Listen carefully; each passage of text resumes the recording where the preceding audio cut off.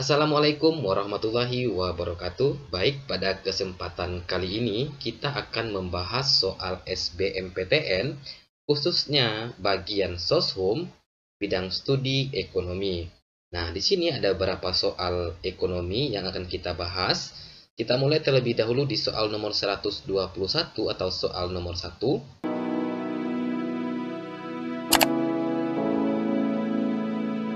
Indonesia adalah sebuah negara yang kaya akan sumber daya alam.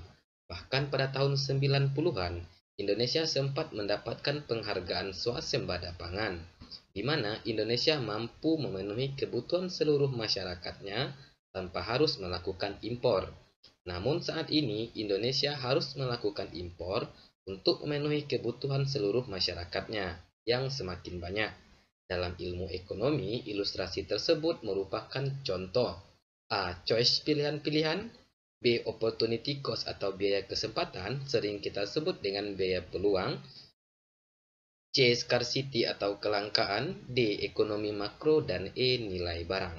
Nah, adik-adik, kira-kira untuk soal nomor 1 ini, pilihan apa yang tepat? Nah, dari ilustrasi tadi sudah sangat tergambar dengan jelas bahwasannya Indonesia melakukan kegiatan impor akibat kebutuhan manusia atau kebutuhan masyarakatnya yang semakin banyak. Nah, Indonesia melakukan impor itu salah satunya disebabkan oleh faktor kelangkaan. Maka ilustrasi ini merupakan contoh dari kelangkaan. Pilihan jawaban yang C. Nah, adapun adik-adik untuk choice atau pilihan-pilihan itu muncul akibat adanya kelangkaan. Jadi seperti ini, kebutuhan manusia sifatnya itu tidak terbatas, sementara alat pemuas kebutuhan manusia berupa barang dan jasa itu sifatnya terbatas, sehingga timbullah yang namanya kelangkaan. Karena adanya kelangkaan, mau tidak mau manusia harus melakukan pilihan. Nah, pilihan-pilihan tadi ketika diambil oleh manusia, maka akan memunculkan yang namanya biaya peluang atau opportunity cost. Nah, opportunity cost atau biaya peluang itu adalah kesempatan terbaik yang hilang akibat kita memilih alternatif yang lain.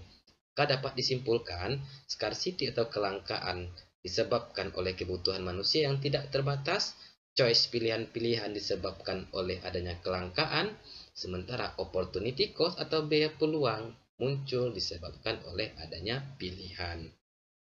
Nah, untuk ekonomi makro itu adalah bagian dari ilmu ekonomi yang membahas bidang kajian ekonomi secara besar atau secara menyeluruh seperti pendapatan nasional, kebijakan moneter, inflasi, dan lain sebagainya.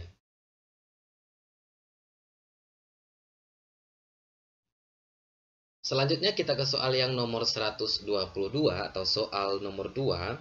Berikut yang merupakan faktor-faktor yang mempengaruhi konsumsi adalah A. Pendapatan, B. Harga barang, C. Tenaga kerja, D. Kebiasaan konsumen, dan E. Harga jasa. Seperti kita ketahui adik-adik bahwasannya konsumsi manusia itu disebabkan atau dipicu oleh beberapa faktor. Nah, faktor-faktor tersebut itu adalah pendapatan. Kenapa pendapatan? Karena semakin tinggi pendapatan seseorang akan memicu atau memberikan kesempatan bagi mereka untuk mengkonsumsi dalam jumlah yang lebih banyak. Nah, yang kedua, harga barang. Harga barang maksudnya ketika harga suatu barang itu mengalami penurunan, maka akan memicu konsumsi manusia itu semakin besar juga. Tenaga kerja itu tidak memicu terjadinya kegiatan konsumsi. Nah, untuk kebiasaan konsumen itu juga dapat memicu terjadinya kegiatan konsumsi. Nah, artinya ketika kebiasaan manusia itu mengkonsumsi dalam jumlah yang banyak, maka akan menyebabkan konsumsi dia akan semakin bertambah. Selanjutnya harga jasa. Nah, harga barang dan harga jasa kira-kira sama. Artinya alat pemuas kebutuhan manusia tadi berupa barang dan jasa. Ketika harga jasa dan harga barang ini mengalami penurunan atau dalam keadaan murah, maka menyebabkan tingkat konsumsi manusia akan semakin bertambah. Maka dapat disimpulkan bahwasannya faktor-faktor yang mempengaruhi konsumsi, pertama ada pendapatan, yang kedua ada harga barang, yang ketiga ada kebiasaan konsumen, dan yang keempat ada harga jasa. Nah, jadi untuk nomor 122 yang tidak termasuk Subfaktor yang mempengaruhi konsumsi adalah tenaga kerja. Opsi pilihan yang C.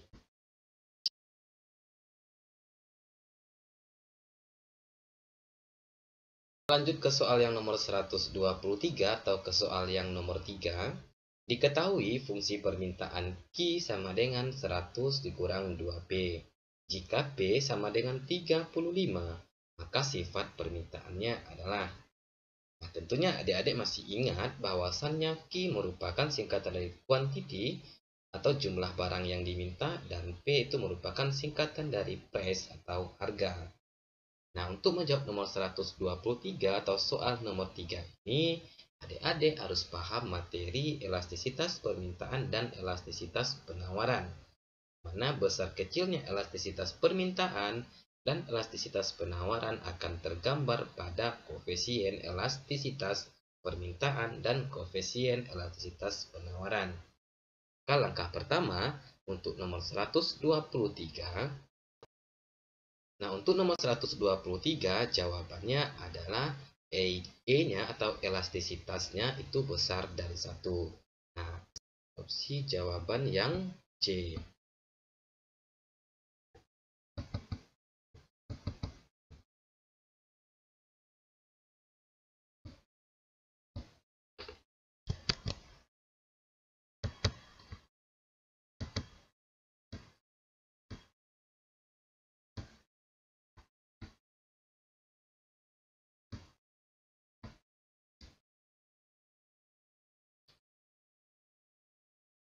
Untuk nomor 3, nilai E-nya besar dari 1, kita ke pembahasan.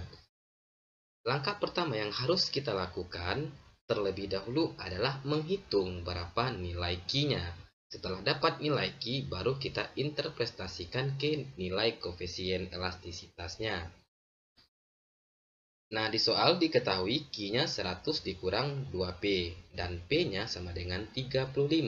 Ditanya QD atau berapa jumlah barang yang diminta ketika harganya 35.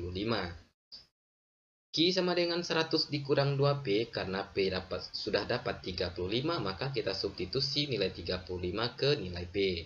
Maka dapat 100 dikurang 2, P diganti 35. 2 dikali 35 sama dengan 70, maka 100 dikurang 70 sama dengan 30. Nah, selanjutnya 30 kita interpretasikan ke nilai koefisien elastisitas. Hasil perhitungan yang 30 kita dapatkan tadi itu merupakan besar dari 1. Maka sifat permintaannya adalah bersifat elastis. Nah, apa yang dimaksud dengan permintaan elastis? Permintaan elastis terjadi apabila perubahan permintaan lebih besar dari perubahan harga. Ini ditunjukkan dengan koefisien atau nilai ED-nya besar dari 1. Contoh barang-barang yang sifat permintaannya elastis adalah barang-barang tersier atau barang-barang mewah yang sifatnya mewah. Selanjutnya itu ada koefisien elastisitas yang sifat permintaannya inelastis, di mana nilai ED itu kecil dari 1. Permintaan inelastis terjadi apabila perubahan harga kurang begitu berpengaruh terhadap perubahan permintaan. Nah, barang-barang yang memiliki sifat permintaan inelastis adalah kebutuhan primer atau kebutuhan pokok. Selanjutnya ada permintaan elastis uniter, yang mana nilai ED itu sama dengan 1. Nah, terjadi apabila perubahan permintaan sebanding dengan perubahan harga. Artinya, harga yang berubah sebesar X% diikuti perubahan permintaan sebesar X% juga. Nah, barang-barang yang sifatnya elastis uniter itu adalah barang-barang tersier atau barang-barang sekunder atau barang-barang elektronik. Yang terakhir ada permintaan inelastis sempurna. Nah, yang terakhir itu ada permintaan inelastis sempurna, yang mana nilai ED itu sama dengan 0. Terjadi apabila perubahan harga tidak berpengaruh terhadap jumlah permintaan, atau disimbolkan dengan ED sama dengan 0. Harga permintaan inelastis sempurna terjadi bila konsumen tidak lagi memperhatikan harganya, melainkan lebih memperhatikan pada seberapa besar kebutuhannya. Artinya, permintaan inelastis terjadi pada barang-barang yang tidak ada barang-barang penggantinya, contohnya seperti obat. Ketika harga obat naik, maka si konsumen tidak lagi berpikir atau tidak lagi memikirkan berapa harganya, karena itu merupakan barang yang tidak ada barang pengganti atau barang substitusinya. Ya adik-adik, sampai di sini dulu. Kita akhiri dengan membacakan Assalamualaikum warahmatullahi wabarakatuh.